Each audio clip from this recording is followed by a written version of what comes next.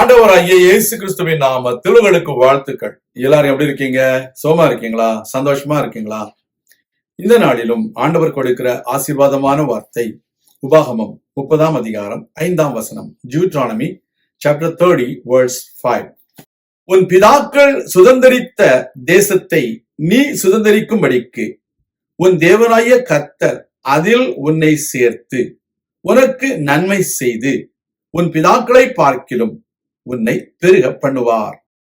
அருமையான தேவனுடைய பிள்ளைகளே, நம்முடைய பிதாக்கள் சுதந்திரித்த தேசத்தை நாம் சுதந்திரிக்கும்படிக்கு கர்த்தர் நம்மை அந்த தேசத்திற்கு கொண்டு வருவார்.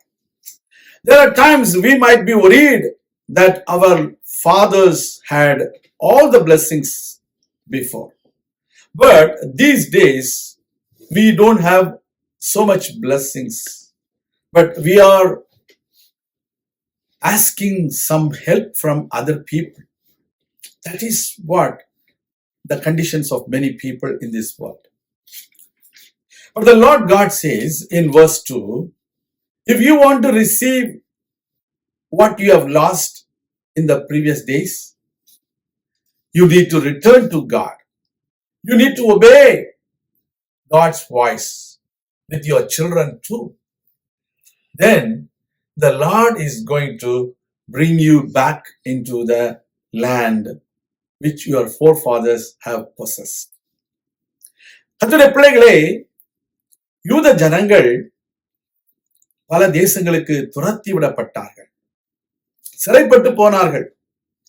அவர்கள் எல்லாரையும் கர்த்தர் மறுபடியும் ஒன்றாக நான் சேர்ப்பேன் என்று இந்த உபாகமம் 30ஆம் அதிகாரம் 2வது வசனத்துல சொன்ன வார்த்தை 1948ஆம் வருடம் மே மாதம் 14ஆம் தேதி நிறைவேறினது. நிச்சயமாக வேதத்தில் சொல்லப்பட்டவைகள் எல்லாம் நிறைவேறுகின்றன. You need to believe that every promise which are spoken by the Lord is fulfilling in these days. We need to understand that. Dear children of God, even today the Lord God says, I will bring you back. That means I will restore everything that you have lost. You might have lost a lot of money in your business. You might have lost your health. You might have lost your relationship. You might have lost your job. You might have lost your finance.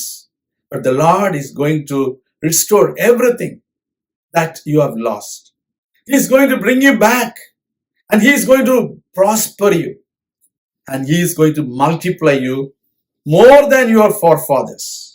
That is what the promise of God. ஆண்டவர் சொல்கிறார், உன் பிதாக்களை பார்க்கிலும் நான் உன்னை பெருக பண்ணுவேன். நீ என்ன செய்யணும்? நீ கர்த்தரிடத்துல திரும்பு. நீயும் உன் பிள்ளைகளும் கர்த்தருக்கு செவி கொடுங்கள்.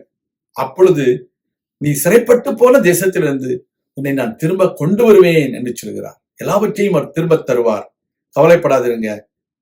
நாம் ஜெபிப்போம். எங்கள் அன்பின் பரலோக பிதாவே, உடைய பிள்ளைகள் இழந்து போன எல்லாவற்றையும் நீர் திரும்ப தருவேன் என்று சொன்ன உடைய தயவிற்காக உமக்கு நன்றி.